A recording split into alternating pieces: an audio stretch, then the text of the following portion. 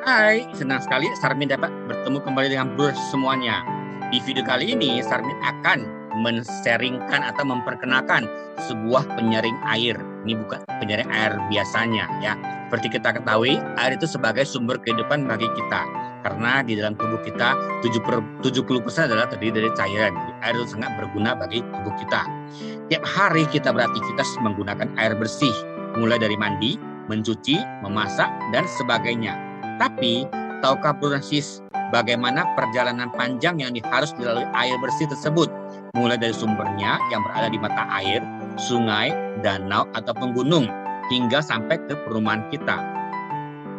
Air baku dari PDAM yang berasal dari sumber air tidak semerta-merta dapat langsung digunakan untuk kebutuhan air bersih di dalam bangunan.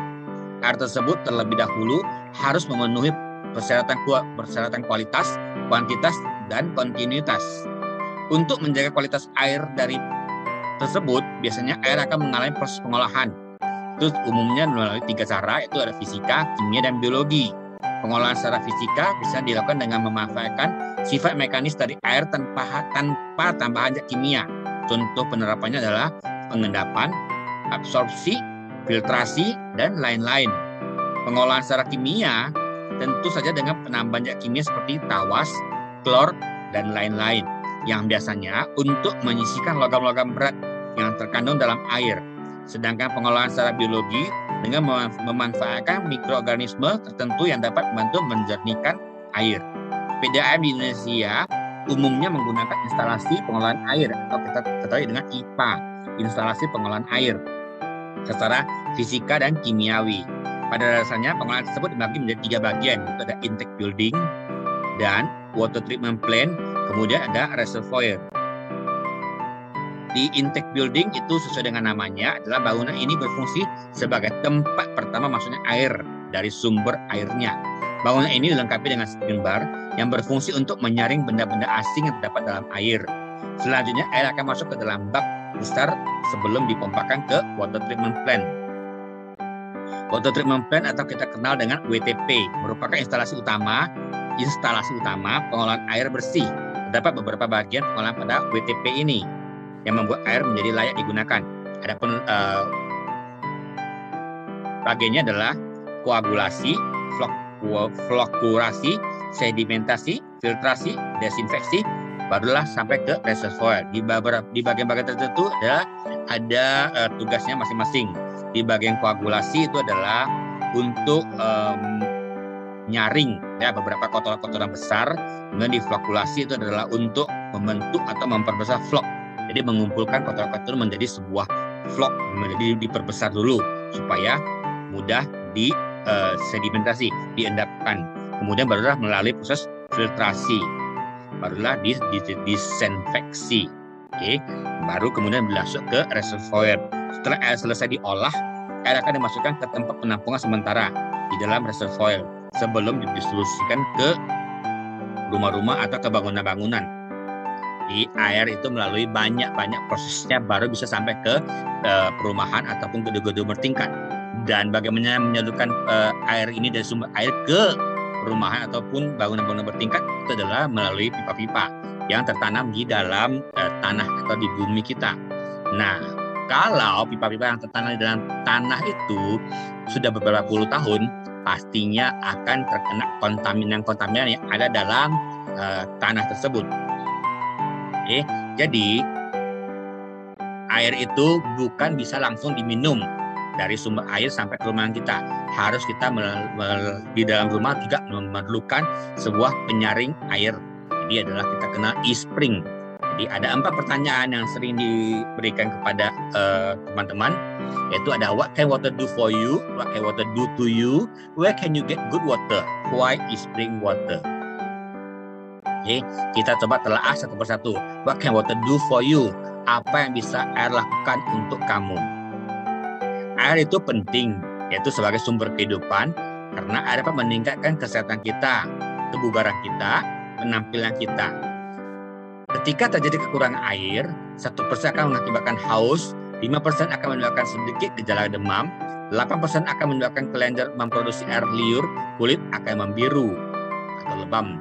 10% lidah akan membengkak, ginjal akan mulai rusak atau kejang, jalan menjadi sempoyong atau oyong, dan 20% kulit akan bersisik, kulit kasar ya. Organ tubuh mulai rusak dan bisa menyebabkan kematian. Itu adalah kekurangan air atau dehidrasi. Nah, apa bisa air lakukan untuk tubuh kita? Karena air itu berfungsinya untuk mengangkut vitamin dan nutrisi ke sel, jaringan, dan organ. Melembabkan mata, mulut, saluran hidung.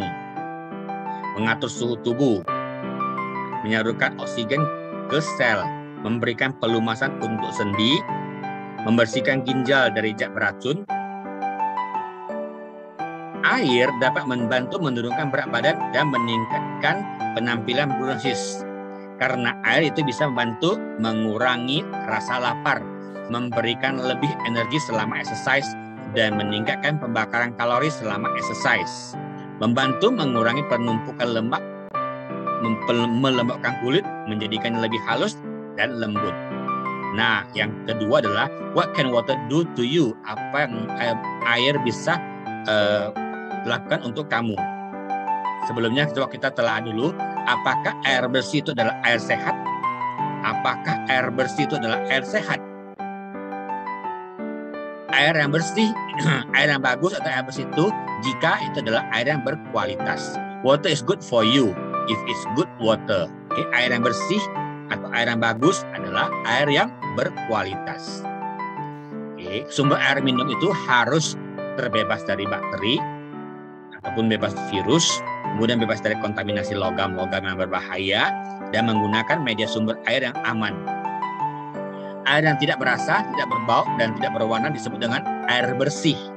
Sekali lagi, air yang tidak berasa, tidak berbau, dan tidak berwarna disebut air bersih.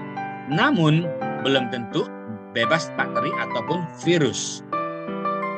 Sumber air seperti air tanah memiliki kandungan logam berat dan tidak bisa dijadikan sumber air minum langsung. Jadi kalau kita minum air sumur itu tidak disarankan untuk diminum air secara langsung karena pasti banyak terkontaminasi berbagai macam logam-logam. Sumber air dari media penyalur mempengaruhi kualitas air, mengakibatkan kandungan air di dalamnya tercemar. Karena seperti yang tadi saya katakan dari awal, pipa-pipa tertanam dalam tanah itu sudah berpuluh-puluh tahun, itu pasti bisa terjadi tercemarnya kandungan air. Nah, apa sih efeknya terhadap kesehatan kita kalau kita minum air yang tidak bagus atau tidak sehat? Itu pertama ada timah atau timbal, dapat menyebabkan anemia, berat badan lahir rendah pada anak-anak, meningkatkan tekanan darah pada orang dewasa. Kemudian merkuri dapat menyebabkan kerusakan ginjal, radon dapat meningkatkan resiko kanker kulit, kanker perut, US EPA atau kita tahu adalah United States Environment Protection Agency memperkirakan 2% sampai 10% dari kanker kandung kemih disebabkan oleh air minum yang terkontaminasi. Kriteria kualitas air itu bisa kita lihat dari 3 cara pengolahannya, itu secara fisika, kimia, dan biologi. Penilaian kualitas air dapat secara fisika dari beberapa hal, itu adalah air yang bening atau tidak berwarna, air yang tawar tanpa perasa, tidak berbau, dan suhu normal di bawah 30 derajat itu adalah air yang dilakukan cara pengolahan secara fisika. Kemudian air minum yang sehat harus mengandung zat tertentu dalamnya dengan jumlah tertentu pula yang tidak boleh melebihi yang sudah ditetapkan oleh WHO. Sudah ada kriteria tertentunya. Air minum yang sehat harus terbebas dari kontaminan biologi seperti bakteri, sis, parasit yang menyebabkan kista, virus. Kemudian yang ketiga, where can you get good water? Di manakah kamu dapat menemukan air yang berkualitas? Sebelumnya kita coba ketahui dulu, air itu ada 3 jenisnya, itu adalah air mineral, air yang pH tinggi, dan air RO. Coba kita bandingkan dengan beberapa jenis-jenis air berdasarkan dengan teknologinya. Itu pertama kita kenal adalah dengan bottled water, itu air botolan. Apa sih keuntungan dari air botolan? Itu mungkin bisa mempunyai kualitas yang baik, gantung merek yang diperdagangkannya. Kekurangannya mungkin bukan kualitas yang baik karena tergantung merek juga ya, ada merek yang abal-abal itu tidak mempunyai kualitas yang baik. Mahal, tidak nyaman. Kemudian yang kedua adalah dengan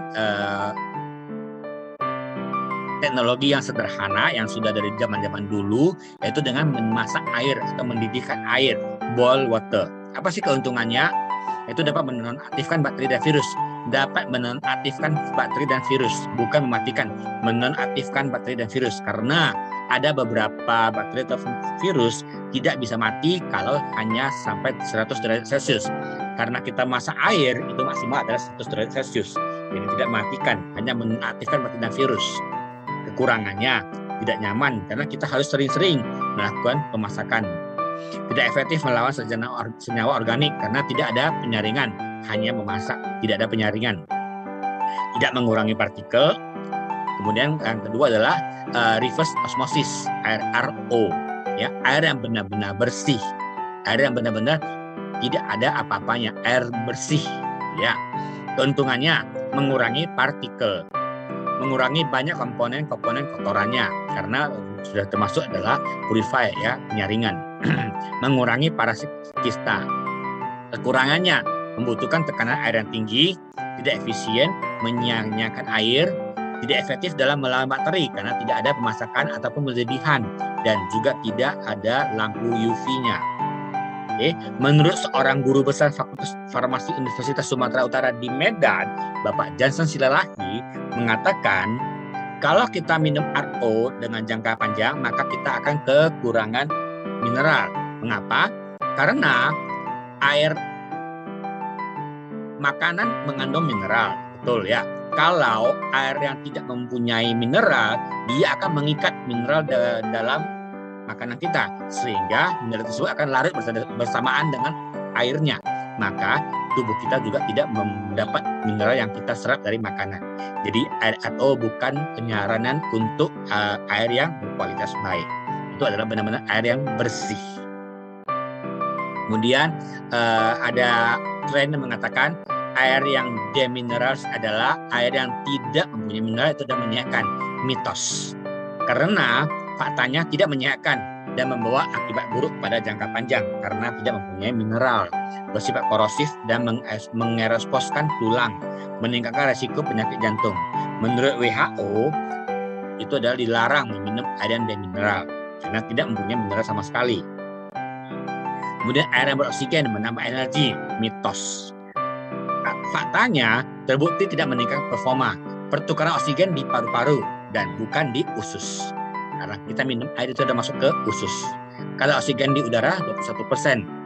Kemudian kadar oksigen dalam air itu adalah 100 ppm. Kalau di udara adalah 21 juta ppm. Saat botol dibuka tinggal 20 ppm. Jadi air menambah energi itu, air beroksigen menambah energi adalah mitos. Kemudian adalah dengan granular activated carbon, ya, okay? Sebuah penyaringan yang mempunyai dengan penyaringan karbon. Keuntungannya mengurangi klorin maupun klorid, ya, mengurangi rasa, bau dan warna, mengurangi parasit kista. Kekurangannya tidak efektif melawan banyak komponen kotoran karena dia hanya mempunyai penyaringan karbon. Mengurangi efektif penyalurannya karena bisa tersumbat. Sering tidak terdapat indikator penggantian filter.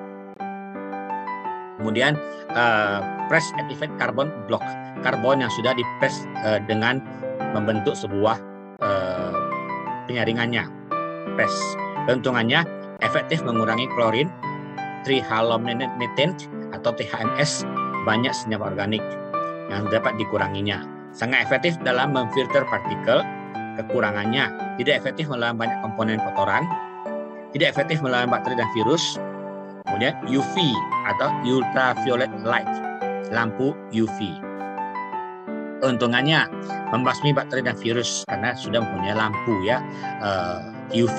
Seperti kita ketahui, lampu UV bisa digunakan di kamar-kamar operasi. Itu bisa membasmi bakteri ataupun virus. Kekurangannya tidak efektif melawan komponen kotoran karena tidak ada penyaringan. Tidak ada penyaringan, mengurangi partikel. Oke. Jadi no one technology does it all. Tidak ada satupun teknologi yang bisa melakukan semuanya sekaligus. Jadi bagaimana? Oke, solusinya adalah dengan menggunakan e-spring water treatment system. E-spring water treatment system. Oke, mengapa kita memilih e-spring water treatment? Oke, karena dengan menggunakan e-spring mempunyai 4 yang bisa kita kalian ada 4E ya. Satu adalah energi, efektif, efisien, dan ekonomis. Kita coba bahas satu persatu. Oke. Yang pertama energi, karena mempunyai karbon filternya, mempertahankan kalsium dan magnesium. Jadi air yang dihasilkan mempunyai mineralnya. Carbon block filternya, ya, bagian-bagian dari penyaringannya adalah carbon block filter. Satu-satunya sistem yang sangat efektif dalam menyaring lebih dari 140 kontaminan yang mengganggu kesehatan. Mampu menyaring lebih dari 140 kontaminan yang mengganggu kesehatan. Carbon filter yang telah dipatenkan untuk multi-stage, penyaringan berlapis. Jadi dalam satu karbon itu mempunyai lapisan-lapisannya beberapa.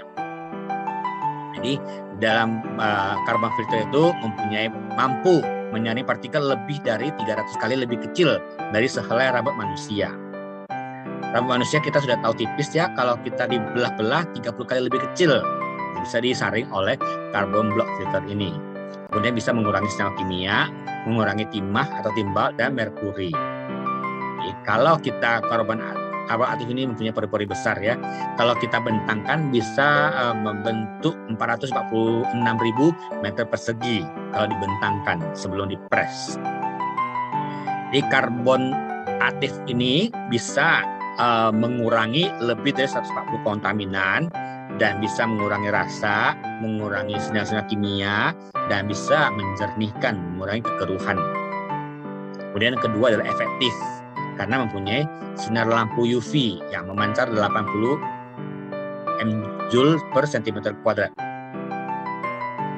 Kalau bakteri 16, parasitista 20, virus 40. Jadi lampu UV itu bisa memancar 80.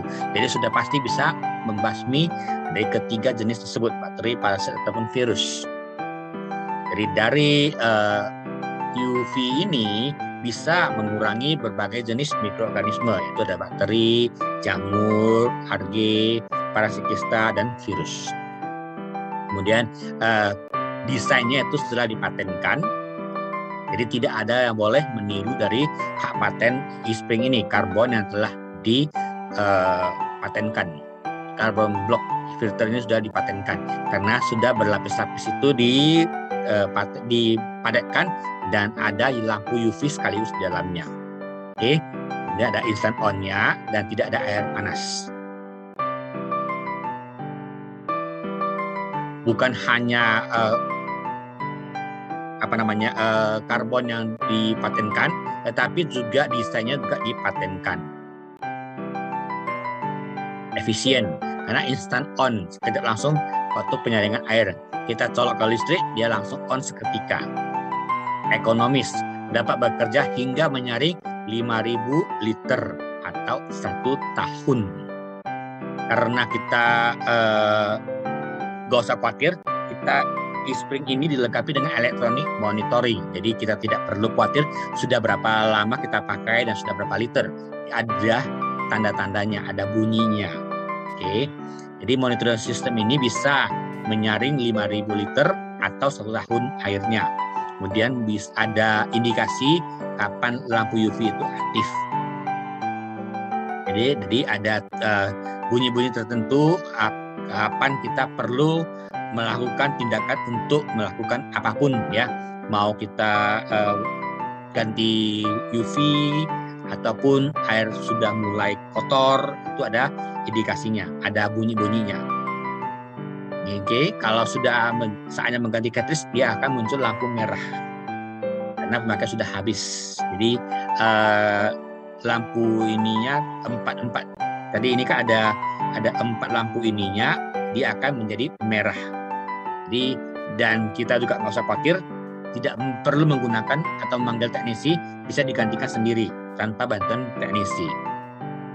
eSpring ini bekerja dengan menggunakan teknologi smart, jadi monitor system yang fungsinya memberitahu masa pakai cartridge dan menunjukkan kegagalan atau error pada eSpring. Jadi semuanya dengan monitor system. Kalau dengan menggunakan daya listrik, kalau standby hanya 4,88 watt per harinya.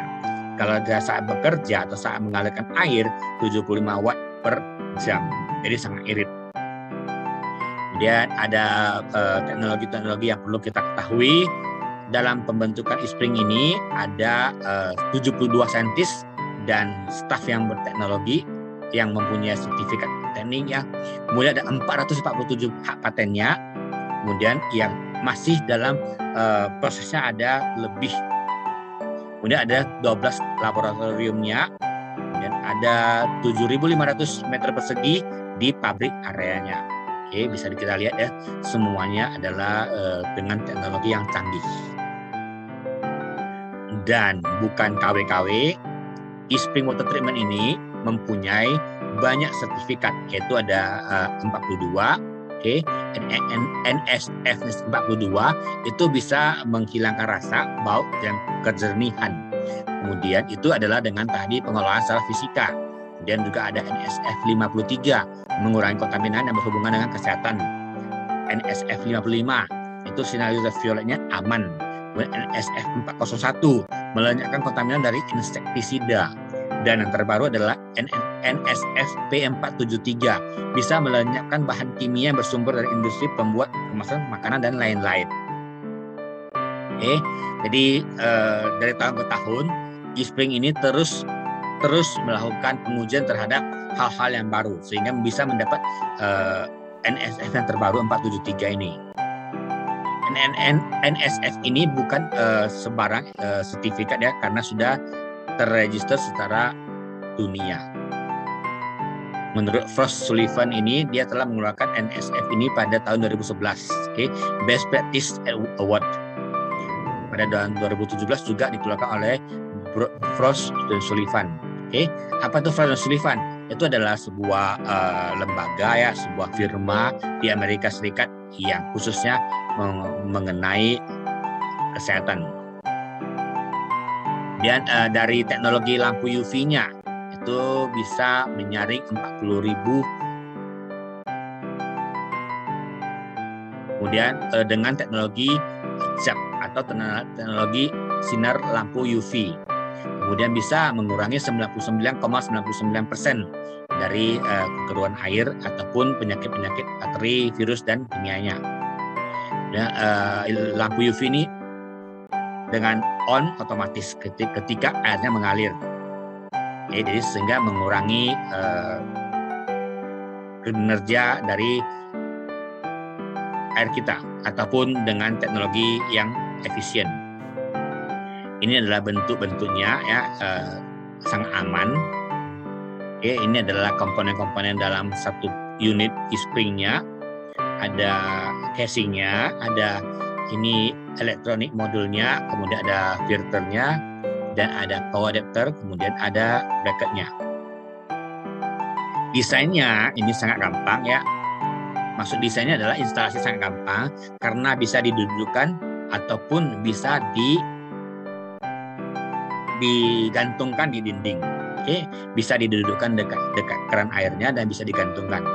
Dan mempunyai keran air yang otomatis bisa digunakan dengan dua arah.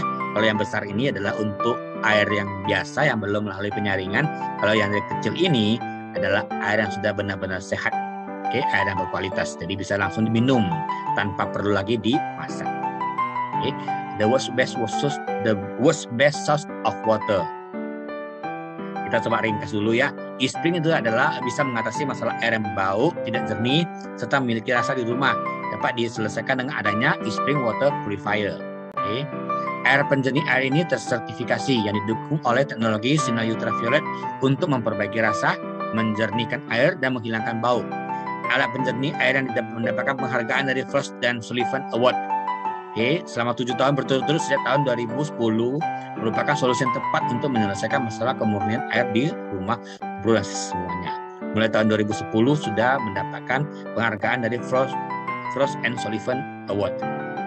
Jadi 4 langkah proses kinerja eSpring adalah dengan pre-filter, kemudian melakukan melalui cartridge dan carbon block filternya, kemudian lampu UV-nya.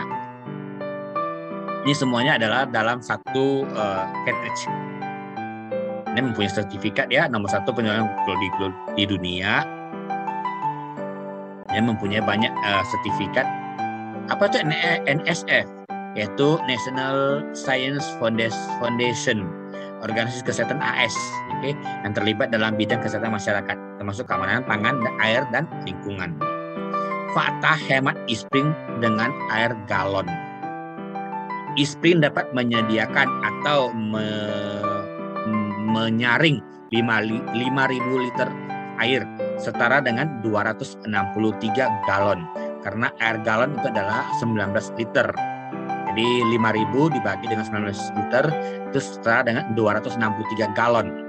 Dan harga air galon kalau kita rata-ratakan adalah 17.000. Berarti sudah 1 jutaan. Oke. Kemudian kalau dari Kepres ini adalah 1.700.000 dibagi dengan 263 galon, itu adalah seharga Rp6.520. Kalau kita asumsi satu keluarga beranggotakan 5 orang mengkonsumsi air minum, 1 minggu kita perlu 5 galon. Berarti 1 tahun adalah 260 galon. Selisihnya kita coba ya, 17.000 dikurangi 6.520. Itu bisa 10.480. Jadi hemat 61%. Setahun kita akan menghemat 2.724.800. Orang mengatakan e-spring itu mahal. Ternyata lebih hemat dibandingkan dengan air galon dan lebih efisien. Kita tidak perlu membeli dan kita tidak perlu mengangkat galon yang besar, yang berat. Oke, terima kasih atas kesempatan yang telah saya berikan kepada bro semuanya. Semoga bisa bermanfaat bagi bro semuanya. Salam sehat. Sampai jumpa di video-video berikutnya. Bye-bye.